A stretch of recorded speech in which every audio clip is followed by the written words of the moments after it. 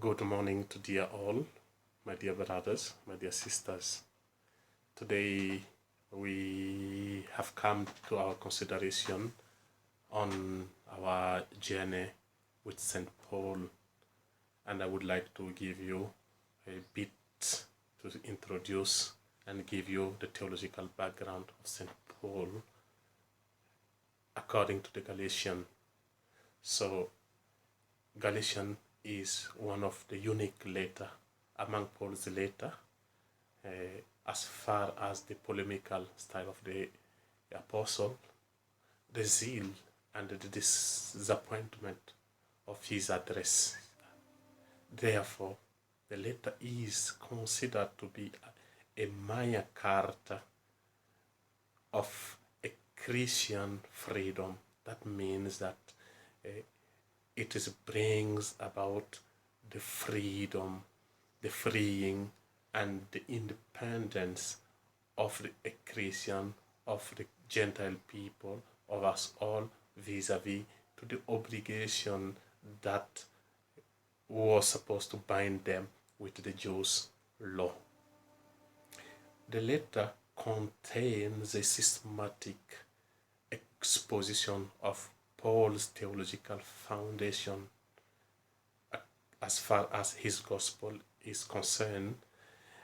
What is specific in that is that he uses the term the righteousness of God being attained by faith. It is this unique understanding of it, the righteousness of God, the righteousness of God being achieved through faith and through faith in Jesus Christ. So, talking about that, we can also say that his theological nature, the unique one, tells us clearly that Paul owns this letter, as he expresses clearly with the term righteousness by faith. Therefore, we have Longenecker that brings to our attention that this letter, if it is not of Paul, there is no other New Testament letter that can claim to be Paul's letter, because this letter claims it better. Then, as we talked about the disappointment on his addressee, the addressee is the Church of Galatia. It is a province, a Roman province, West one, from Asia Minor to Pontus on the Black Sea, to Pamphylia on the Mediterranean Sea. The particularity of this province was based on ethnicity. So we will see in this letter Paul talking about the foolish Galatians. It's not insulting them, but stressing on the reality. Galatia was of more converted Gentiles, meaning the addressee was Gentile, and they are uncircumcised, meaning they are non-Jews, they are not Jews.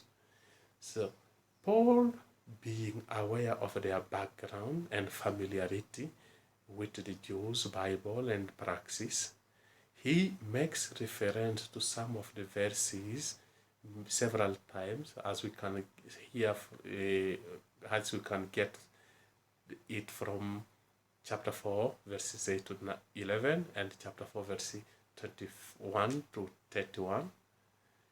He makes a reference to that background.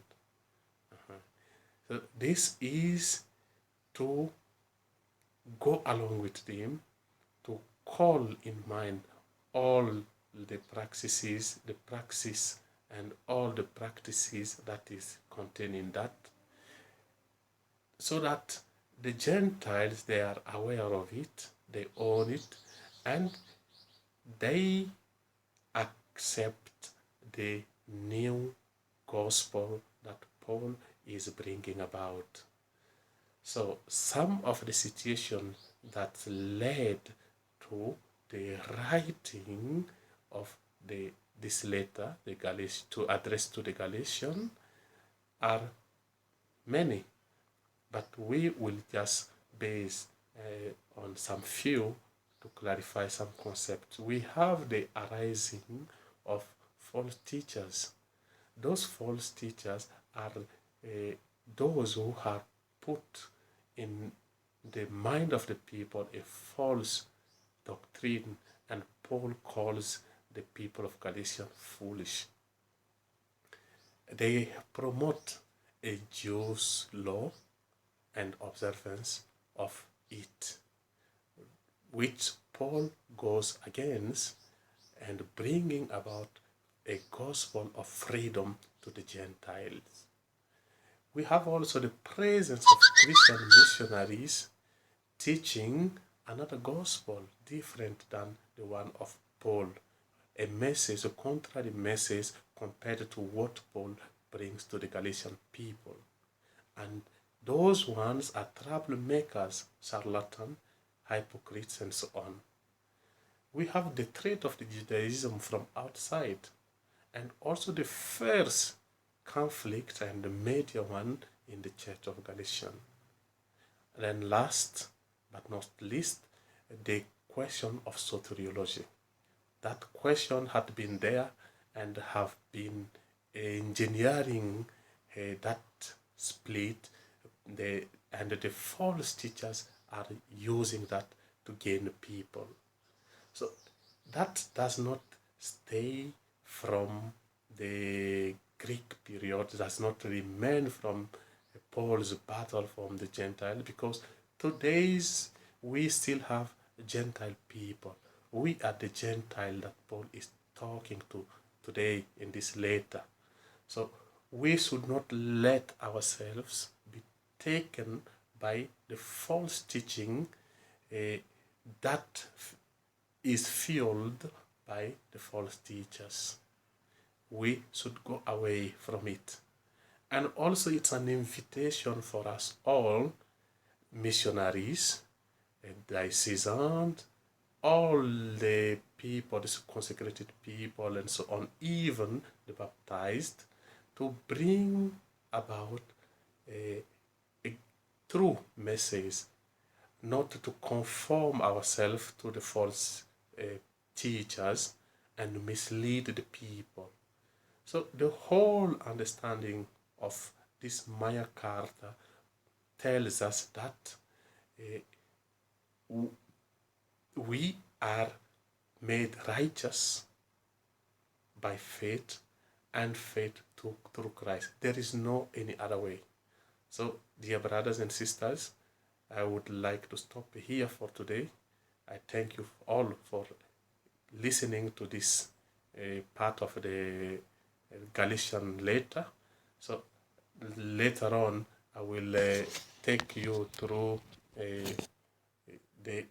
some of the occasions which led to the writing of this letter.